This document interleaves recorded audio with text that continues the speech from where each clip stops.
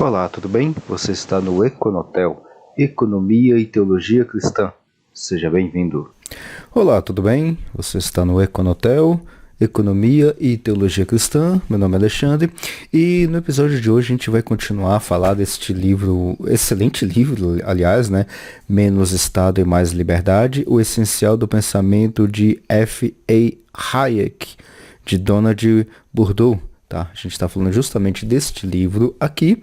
Estamos fazendo alguns comentários, tá?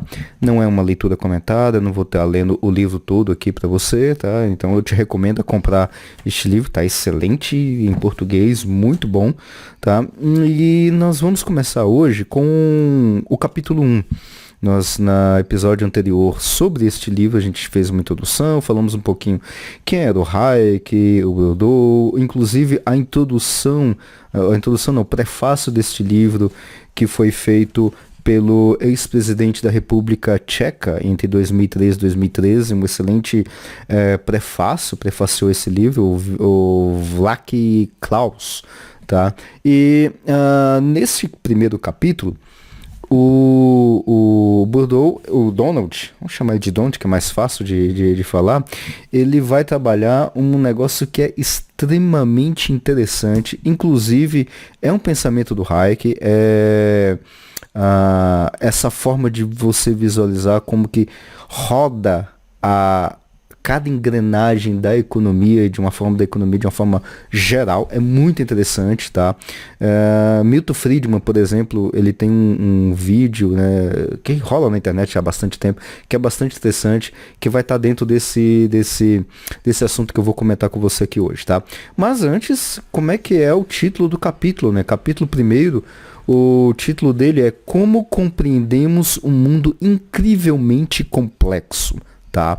E já adiantando um pequeno detalhe aqui, a expressão complexo ou complexidade, como a gente utiliza tanto na economia quanto na ciência de uma forma geral, na física ou em outras áreas como matemática e tudo mais, né, nas ciências naturais de uma forma geral, ciências hards que a gente fala, né, hard science, né, complexo ou complexidade não tem nada a ver com algo do tipo difícil.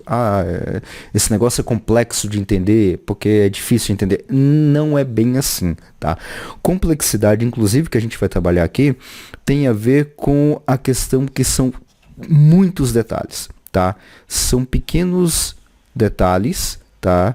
E não só por ser pequenos e por ser um detalhezinho, a quantidade desses detalhes é imensa, tá? É gigantesca, tá?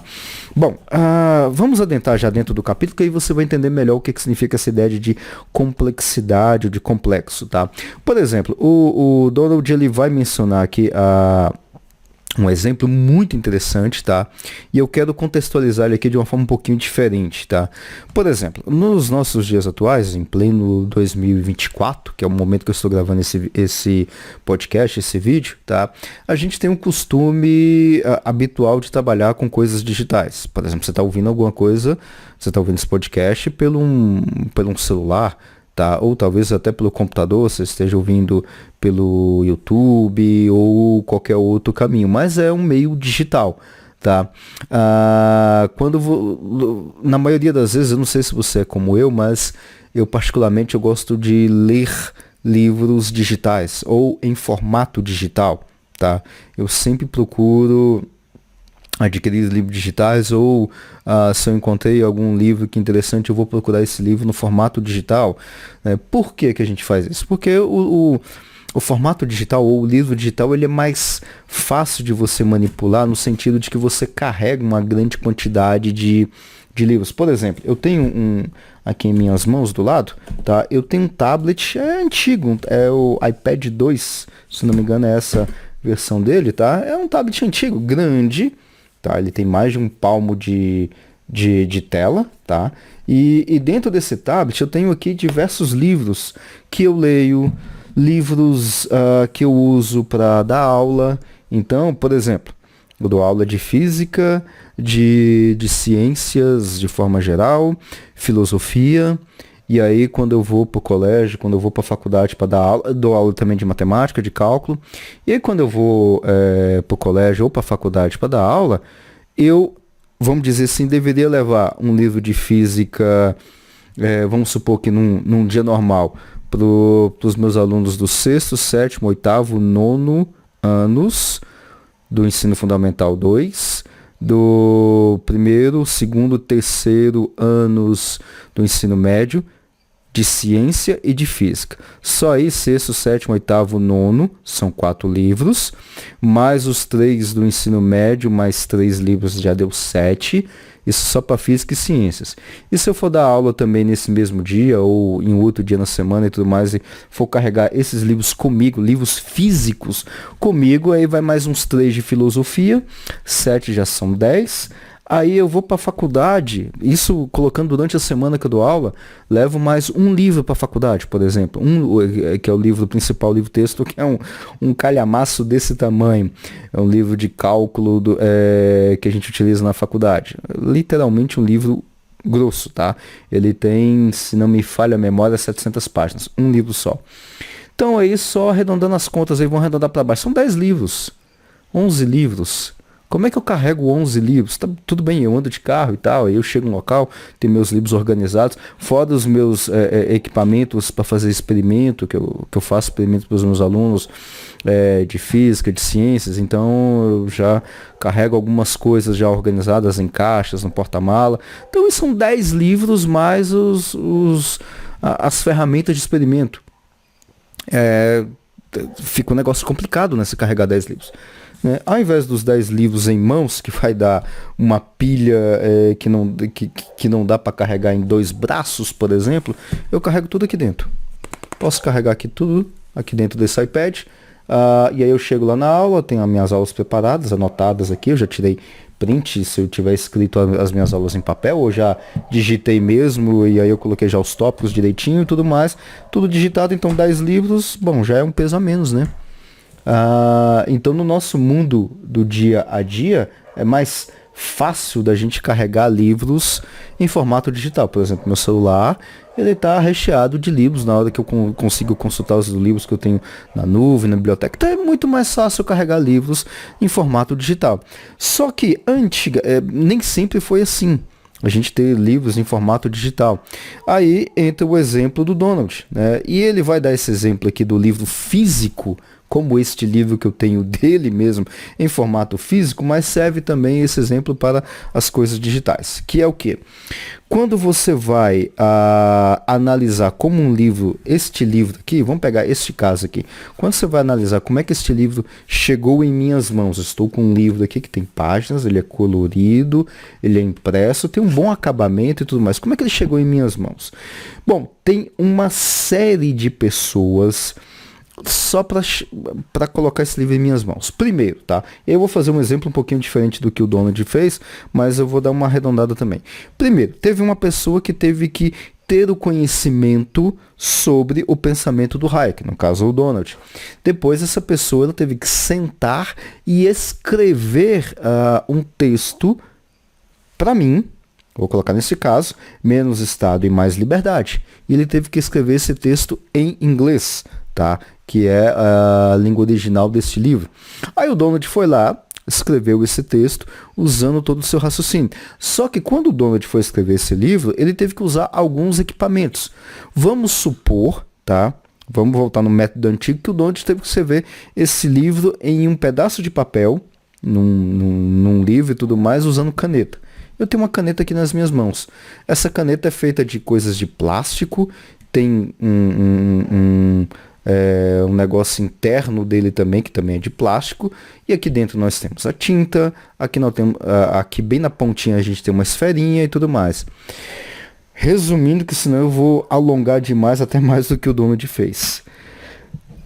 Cada pessoa no mundo, ela trabalhou, ou seja, eu tenho uma série de pessoas no mundo, espalhado pelo mundo todo, que trabalhou para fazer pequenas peças, pequenas coisinhas, para que este livro que o Donald escreveu, que está em português, em minhas mãos, chegasse até mim. Tá? Então a gente tem o Donald escrevendo usando uma caneta. A caneta que ele escreveu foi feita por diversas pessoas, cada material desse, a estação do petróleo, o refino do petróleo, no caso, para retirar os componentes de plástico, e aí foi para uma outra empresa que montou cada componente da caneta. Estou usando aqui o exemplo dessa caneta aqui, suponhamos que é a caneta que o Donald usou, e aí depois chegou lá aqui essa Compacto, chegou lá no Compacto cada um dos materiais, a Compacto foi lá e montou a caneta, vendeu, aí teve o vendedor do atacado, do varejo, chegou no supermercado, lá no Donald, lá nos Estados Unidos, e o Donald comprou a caneta, escreveu no papel. O papel também tem uma outra história, tem um monte de gente envolvida para construir o papel fisicamente para o Donald poder escrever. Aí o Donald foi lá e pegou lá o resumo, o rascunho do livro. Teve uma pessoa, um editor que leu, teve o corretor, teve pessoas que corrigiram e tudo mais. Depois foi para imprensa para poder imprimir o livro em inglês. Chegou no Brasil, tem um cara que foi o tradutor deste livro, no caso aqui é o Leonardo Castiglione. Ele estudou, fez todo o trabalho dele acadêmico, depois ele sentou, leu este livro, traduziu, mandou para a editora.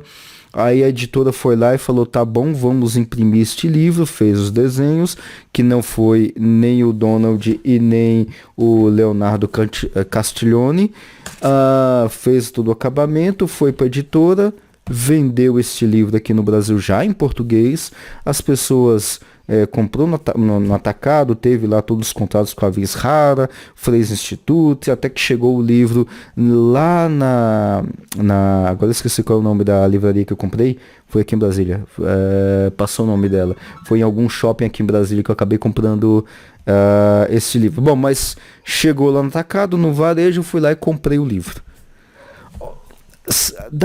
Vou dar uma resumida ainda mais, dá para você ter uma ideia de quantas pessoas tiveram que trabalhar de forma independente, pessoas no mundo inteiro, para poder apenas este livro chegar em minhas mãos em português? Você tem ideia de a quantidade de pessoas? É muita gente no mundo inteiro. Tá? E veja que eu falei aqui, o exemplo que eu dei é completamente diferente completamente não, né? Quase totalmente diferente do exemplo que o Donald colocou. O Donald aqui ele está falando sobre, por exemplo, a tinta e no caso aqui ele está falando da tinta e da caneta para poder escrever um livro, escrever num caderno e tudo mais. Ele gastou, tá aqui, da página 25, 26, 27, até quase que a metade, praticamente o fim da página 28, escrevendo só apenas sobre caneta, aliás, caneta não, tinta, apenas da tinta que vai na caneta, da quantidade de pessoas que trabalham o papel para poder chegar e você ter um pedaço de papel para escrever. O que eu quero dizer com tudo isso? Aliás, que o Donald está colocando com tudo isso. E aí eu vou ler um trechozinho aqui que está na página 28, que é bastante interessante. Tá? Ele diz o seguinte: nenhuma pessoa, página 28, nenhuma pessoa sabe mais do que uma minúscula fração de tudo o que há para saber sobre como fazer a tinta e o papel. Tinta, no caso, a tinta de caneta. Que você está lendo agora. No caso aqui ele está se referindo ao livro.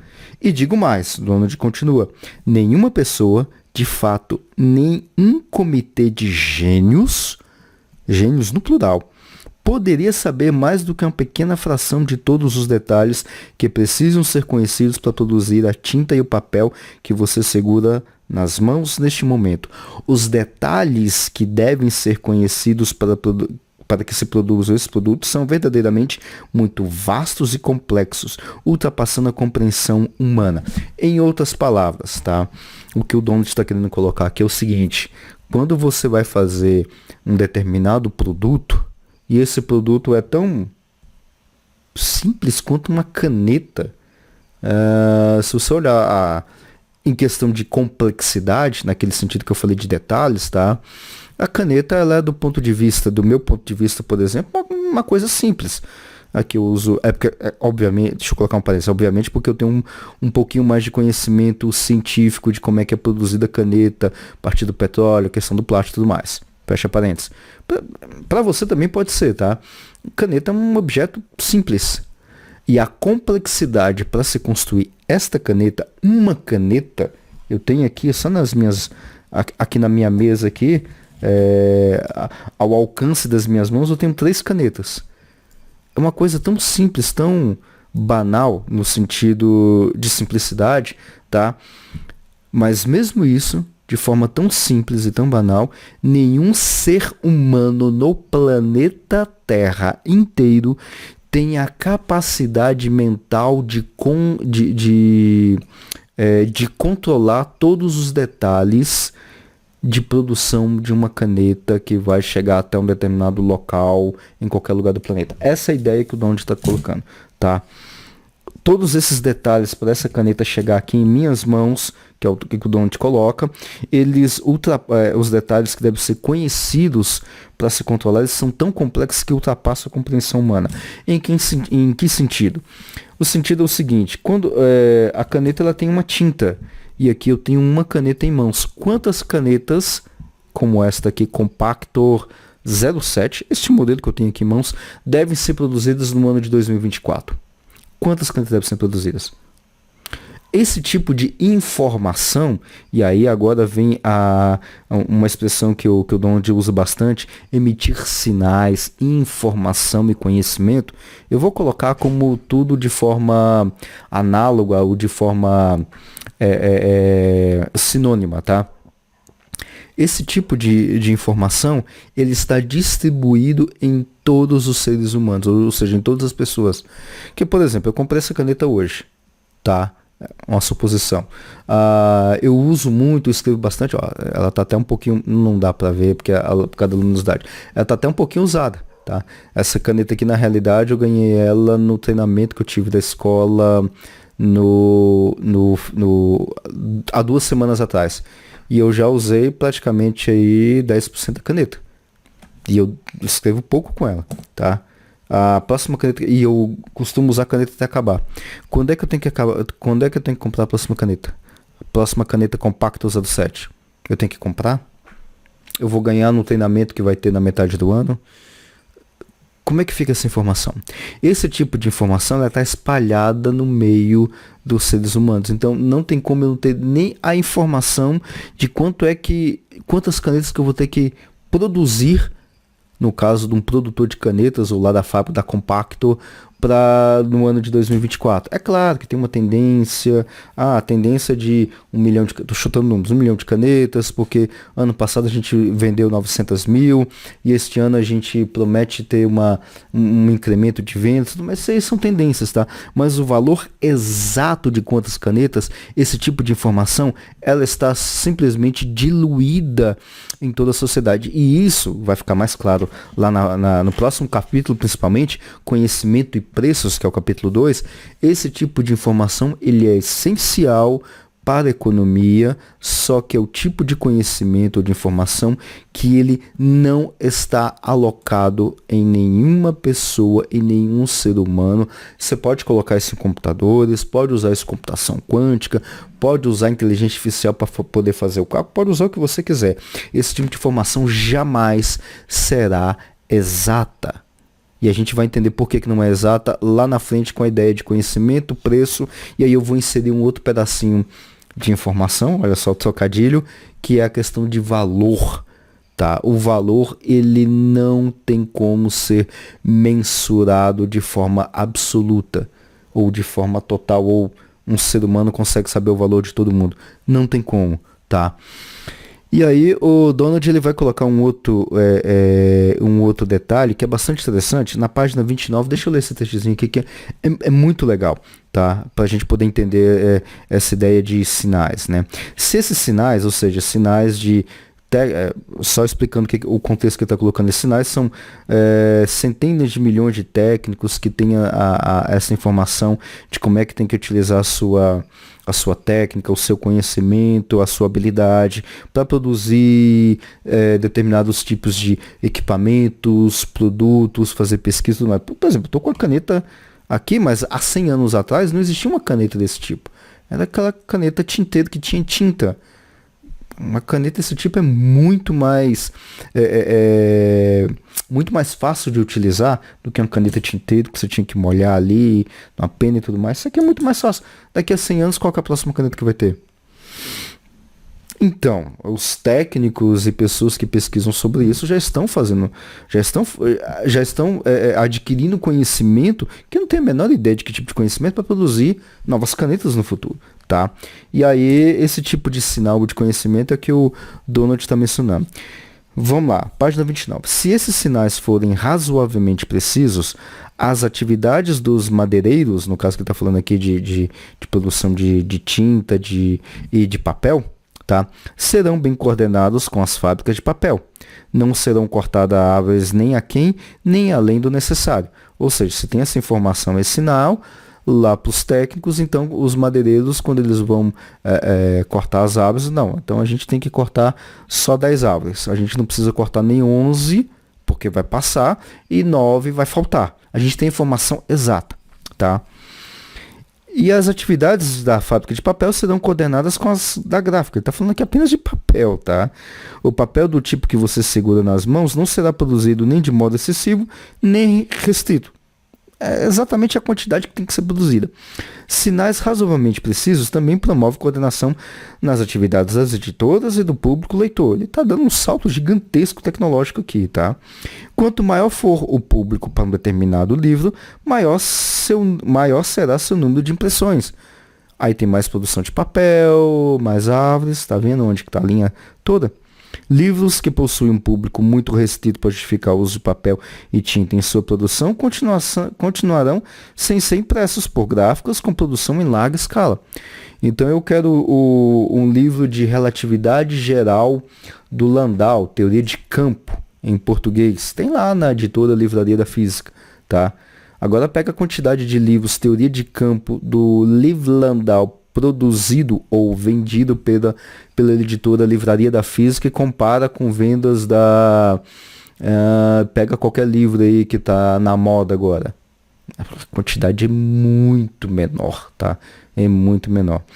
Então, no fundo, o que o Donald está falando aqui? Que esses sinais e esse conhecimento acompanha toda a cadeia ou toda uma cadeia de produção de papel. Papel, esse aqui que tem madeira e tudo mais. Ele está falando de um caso só. Eu falei de um outro caso da caneta. Ou seja, são detalhes que esse tipo de conhecimento está espalhado na sociedade. E a gente não tem como coordenar tudo isso, tá?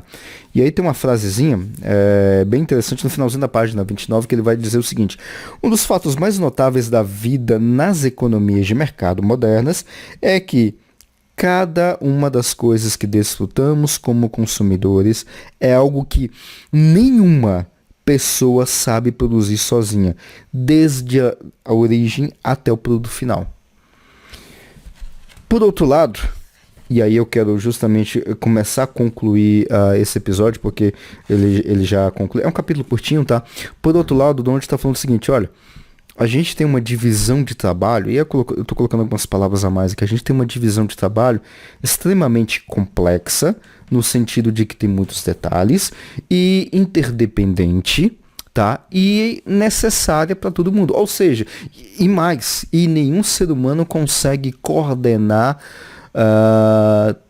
toda a cadeia de produção de todos os trabalhos que devem ser feitos, tá? Não tem como. Tem uma divisão de trabalho gigantesca. Por exemplo, no caso que ele está mencionando aqui, ele vai mencionar isso aqui um pouquinho mais para frente também, mas eu vou mudar um pouquinho o exemplo que ele colocou. Eu moro num local aqui em Brasília, que é uma região de chácaras, tá? Zona rural. Tá? Então aqui no local onde eu moro, por exemplo, a gente tem um terreno grande, tem terra e tudo mais, a gente poderia plantar algumas coisas aqui pra gente comer. Só que a gente não faz isso, tá? A gente compra comida pronta, vamos dizer assim. A gente vai no mercado, compra o arroz, compra o feijão lá no saco de arroz, saco de feijão. A gente vai lá e compra o arroz pronto que eu digo é já colhido, já tudo limpinho e tudo mais, lá no pacote, a gente corta o pacote de arroz, coloca na panela e vai comer. Poderia produzir aqui na minha casa? Tem espaço? Tem. Só que eu não tenho nem conhecimento, tempo para produzir arroz. Só que eu não como só arroz. Eu como carne também, carne de boi, carne de vaca. Aí eu já não tenho espaço para produzir pecuária aqui na minha casa. Já não dá, tá? Aliás, eu não tenho espaço nem para produzir todo o arroz que eu consumo, por exemplo, durante um ano. Porque senão eu vou ter que cortar um pedaço da minha casa para plantar arroz. E eu não como só arroz e carne. Tem o feijão também, tem as hortaliças e por aí vai.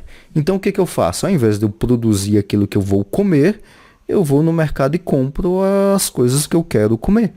Arroz, feijão, carne, leite, e por aí vai. Eu não produzo nada disso. Uma coisinha simples que eu gosto de comer também, chocolate. Não tem como produzir o cacau, produzir mais não sei o que aqui, montar. Eu não tenho a menor ideia nem como é que faz o chocolate. Não, eu vou no mercado e compro já o mercado. Porque já tem uma fábrica especializada em fazer chocolate que vende e tudo mais. E chega lá o chocolate no mercado, eu vou lá e já compro. Tá? Então veja que a roupa, tô usando uma roupa aqui. Tá? Como é que costura uma camisa dessa? Não sei. Não faço ideia. Eu não tenho conhecimento de costura. Eu vou ali na loja, aqui em Brasília tem bastante das feiras aqui em Brasília. Eu vou lá na feira e compro uma dessa. E veja que é uma blusa simples, né? Uma camiseta simples. Um pano que é feito de algodão. Tem um botão aqui que é feito de plástico. E só. Uma coisa simples. Simplista. Só que eu não tenho capacidade de fabricar isso. Não tenho capacidade nem conhecimento. Tá? Ou seja, a divisão de trabalho, de produção do cara que foi lá, plantou o algodão, aí o outro foi lá, colheu o algodão, fez eu nem sei os processos todos, mas montou o tecido, aí teve uma outra pessoa que foi lá, pegou o tecido e tingiu, porque, bom, camisa preta não nasce no algodão. O algodão é branco, tem outras cores e tudo mais que são montadas geneticamente, mas até onde eu saiba não tem algodão preto, que é igual essa camisa preta. Então é tingida. E aí tem o cara que foi lá, fez o tecido, tingiu o tecido, teve uma outra fábrica, uma outra pessoa que fez o corte, que fez a costura, aí depois teve o plástico, que esse plásticozinho aqui, não dá nem para ver, né, do botão aqui, preto inclusive, ele veio de petróleo. Você monta lá do plástico e tudo mais, até chegar nesse botãozinho aqui. São 2 botões aqui que tem na minha camisa. No fundo, eu tô vestindo uma camisa que é relativamente barata para eu comprar, para eu poder usar do jeito que eu estou usando aqui, mas a quantidade de pessoas envolvidas para fabricar esta simples camiseta é gigantesca. E eu não tenho nem noção direito de como é que é toda a linha de produção. Resumindo a história, a complexidade da economia em cada detalhe das coisas que você faz ou das coisas que você tem é gigantesca. Por exemplo, e olha que eu nem entrei na parte tecnológica, tá? Eu estou utilizando coisas simples de papel, comida, camiseta.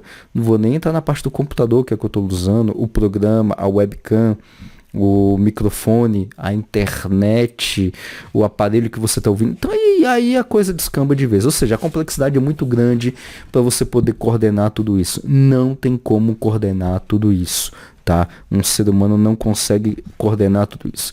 Finalizando na página 30, o Donald vai colocar o seguinte: no entanto, não há um plano superior para que todas essas atividades se unam de forma produtiva. Todo esse exemplo que eu dei aqui, que o Donald na realidade só deu um exemplo, tá? Não tem como ter um plano superior, no caso aqui, o que ele está mencionando, alguém que vai poder controlar isso. E eu estou indo bem mais além do que ele está falando, tá? Seja pessoa, máquina, inteligência artificial. Não tem como. É impossível de forma, vamos colocar um pouquinho de física aí, de forma natural, de forma física, alguém poder controlar tudo isso. É impossível, tá? E aí ele vai colocar um outro detalhe que é o seguinte, na página 30 ainda, Nenhum projeto central e consciente integra cada um dos milhões e milhões de planos, ações, escolhas e fatias de conhecimentos individuais que resultam na grande conclusão da economia. Esta grande conclusão é, como Hayek descreveu, ordenada de modo espontâneo. Por exemplo, amanhã eu vou trabalhar. Que roupa que eu vou vestir? Bom, eu tenho uma camisa de uniforme, eu tenho 3 camisas de uniforme. Qual das 3 que eu vou usar? Tem calças que eu vou usar. Qual delas que eu vou usar? Eu tenho meias, sapatos. Qual deles que eu vou usar? É claro que eu já adquiri essas roupas que eu vou usar. Mas o que eu vou usar amanhã? E eu comprei essas roupas, sapatos e tudo mais em algum momento no passado. Por exemplo, mês passado. Pro cara que produziu e tudo mais, como é que ele vai saber qual roupa que eu vou usar amanhã? Pois é, não tem como, né? A coisa é espontânea. E aí o Donald ainda coloca o seguinte, mas como? O que exatamente é esta instituição social que coordena as escolhas e as ações de tantas pessoas, cada uma com diferentes porções de conhecimento e informação, num padrão de atividade global que funciona de maneira tão admirável? Veja que a coisa é ordenada de forma espontânea, né? Tá, mas que instituição é essa? A resposta, onde coloca, é a troca voluntária ou mercados que são baseados, isso aqui é fundamental, tá? Fundamental. Preste atenção nisso aqui. Se você não prestou atenção em nada que eu falei até agora, preste atenção nessa expressão. A resposta é a troca voluntária ou mercados que são baseados nos direitos de propriedade privada e na liberdade contratual, tá? Ou seja, quando a gente tem liberdade contratual, temos propriedade privada. Propriedade não é só terra, tá? Propriedade, por exemplo, essa camisa é minha e não é de mais ninguém. Ela é só minha. Ela é de minha propriedade. Quando a gente tem direito de propriedade, liberdade contratual e liberdade para poder fazer, liberdade no sentido voluntário de fazer trocas, esse modo espontâneo onde nós temos a economia de poder comprar uma caneta. Amanhã eu vou comprar outra caneta, porque essa aqui é azul, aí eu quero comprar uma caneta vermelha, só que eu não quero usar da Compacto, eu quero de uma outra marca. Esse tipo de coisa espontânea, e aí eu já sei, porque tem uma papelaria lá perto da escola, e lá eu sei que tem uma caneta que não é dessa marca, mas é de outra marca, e vermelha eu vou comprar uma caneta vermelha. E o dono da papelaria não sabe que eu vou lá amanhã. Não sabe, mas amanhã eu vou lá. Ou não, talvez eu vou depois de amanhã. Que dia que eu vou? Essa coisa espontânea, tá? A base dela é direito de propriedade. E eu vou adquirir a caneta e a caneta vai ser minha. E na liberdade de contrato, eu vou chegar lá no dono da papelaria, tá aqui, ó. Tá aqui o dinheiro, você me dá a caneta, eu te dou o dinheiro. Estamos livres para fazer esse acordo? Estamos. Tá aqui a caneta, ele pega o meu dinheiro, tudo certo, tá? Isso é o que faz o mundo girar, essa economia toda girar, tá? É justamente isso que vai fazer todas as coisas funcionarem para eu ter amanhã uma caneta vermelha em minhas mãos, tá? É exatamente dessa forma que as coisas funcionam. E aí, para acabar, aí eu vou acabar mesmo, tá? Uma última frasezinha aí na página 30, o Donald vai colocar o seguinte: e os preços surgem desses mercados por milhares ou até milhões de trocas. São os sinais cruciais que nos norteiam todos os dias para realizar essas escolhas econômicas que resultam na economia complexa e altamente produtiva que nós, com frequência, menosprezamos. Por exemplo, eu vou comprar uma caneta amanhã, eu vou chutar um valor aqui de R$5. R$5 para me comprar uma caneta vermelha é tranquilo. É um preçozinho, é baratinho comprar uma caneta desse tipo. Porque a caneta é barata, o dono da papelaria, ele, vamos dizer assim, ele acha, né, na forma contratual que a gente faz livremente, que R$5 vale mais do que a caneta que ele está me entregando, tá? Veja que, e aí já começa a ideia de valor, né? O preço é o que vai reger Reger não, que vai surgir desses mercados. Só um parênteses aqui, quando o Donald fala de mercados, tá? É um conceito que a gente tem na economia. Então, mercado é o quê? Mercado é a comercialização, vamos colocar assim, né? Não vamos ser tão precisos nos conceitos, é a comercialização de um determinado produto. Então, por exemplo, no caso que eu estou colocando aqui, o mercado das canetas, tá? Das canetas. Então a gente tem um mercado de canetas. O mercado de canetas, por enquanto, nesse exato momento, ele está vendendo canetas a R$ 5. Tá?